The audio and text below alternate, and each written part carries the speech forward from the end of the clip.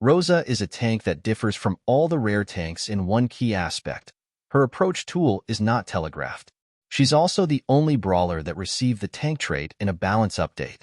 Let's take a look at the differences between telegraphed and free move abilities, and how Rosa's application of the latter led to her interesting balance decisions.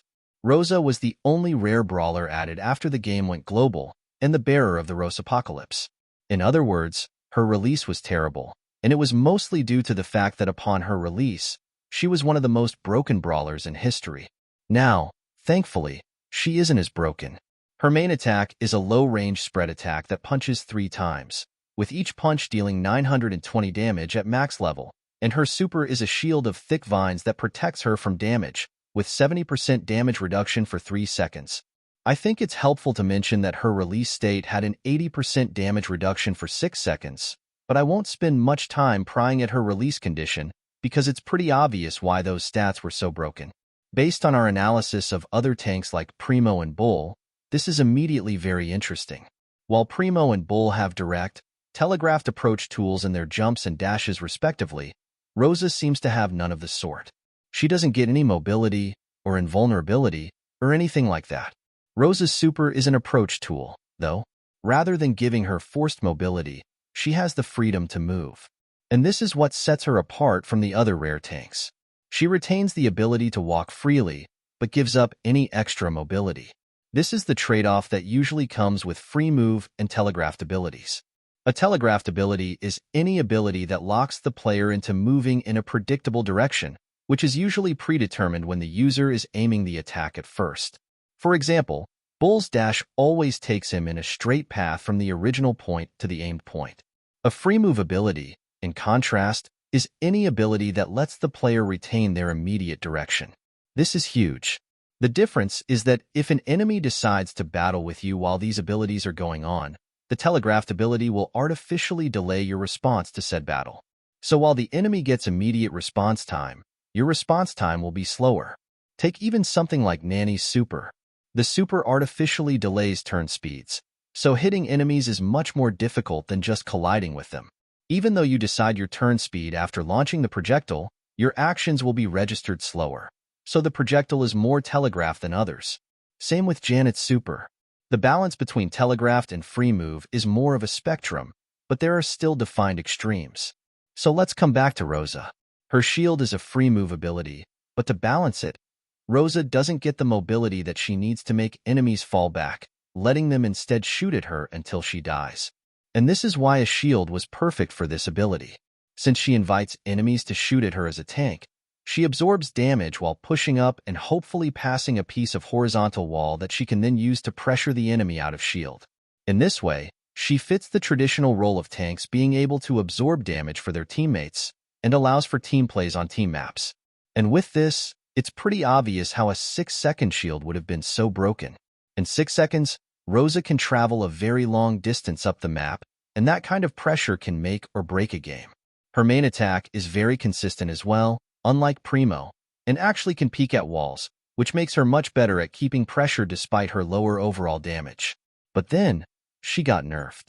Now, her shield lasts for 3 seconds, and she teeters from gaining too much pressure to gaining too little pressure, and there really isn't a common medium.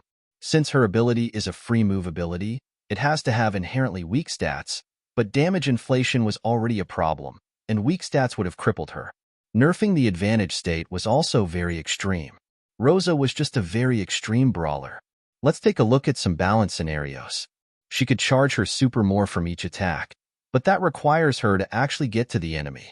And once she gets to the enemy, she would just chain supers upon supers until the entire enemy team was in spawn. Since this scenario is so dependent upon whether the enemy can take her out or not at a range, this becomes a noob stomper situation, and Rosa becomes a noob stomper brawler. This makes her even more extreme, toxic, and hard to balance, which we don't want. Buffing her attack damage would just result in the same scenario, and buffing her health was technically a solution, but would inevitably just inflate her stats, which isn't necessarily a good thing. Look at Frank before his July 2024 rework. Damage numbers on Frank almost always go past the cap of his health, which is why he dies so easily, and crowd control abilities like stuns or knockbacks, often used in competitive, will negate the effect that health has on him. That balance would instead trickle down to casual play, where Frank would become more of a monster than he already is in low ladder, because enemies can't hit him as easily and therefore he will stay alive for longer. And the same would happen for Rosa. Of course, in every balancing scenario, every single number could be tweaked to perfection to allow Rosa to win just the right amount of matchups to become A or even S tier. It wouldn't be good for competitive health, though, and making her just a better tank over making her better in her role will just make her strictly better than other tanks. See the Barley PowerPoint for more information about that. The natural solution was the tank trait. Since Rosa already benefits from being the key player that everyone must target, why not reward her for doing so, creating interesting team play scenarios and drafts? Rosa could be paired with a Piper, for example. So when the former goes into battle, the latter can snipe down enemies that waste their shots. Buster could be paired with the Piper, but Piper would still be in danger of flying projectiles, and Rosa goes up close and personal with her assault. Speaking of up close and personal, let's take a look at her unlockables that do just that. Rosa's unlockables are some of the most interesting ones out there, owing to the fact that both gadgets and one-star power entirely revolve around bushes. Rosa's kit is very well suited to take advantage of bushes. Since her approach is free-moving, she's the perfect candidate to take advantage of the evasive cover that bushes provide. Bushes create this uncertainty scenario, where a brawler could be positioned anywhere inside the bush, from tip to tip. Horizontal bushes tend to be used as a form of evasive defense, similar to horizontal walls, because the enemy does not know where you are aiming. For example, in Hard Rock Mine, a Piper in the mid-bushes could be shooting at the left or right bushes, and the enemy doesn't know where the Piper shoots until she does. Sort of a Schrodinger's Piper, if you will. This makes it so both enemies will be wary of their position and get pushed back, almost as if the Piper's pressure range extends throughout the entire bush. Vertical bushes, though, are what Rosa shines in. Vertical bushes make it so the enemy doesn't know your place up the map, as you can either be going aggressive at the top of the bush or staying passive at the bottom of the bush.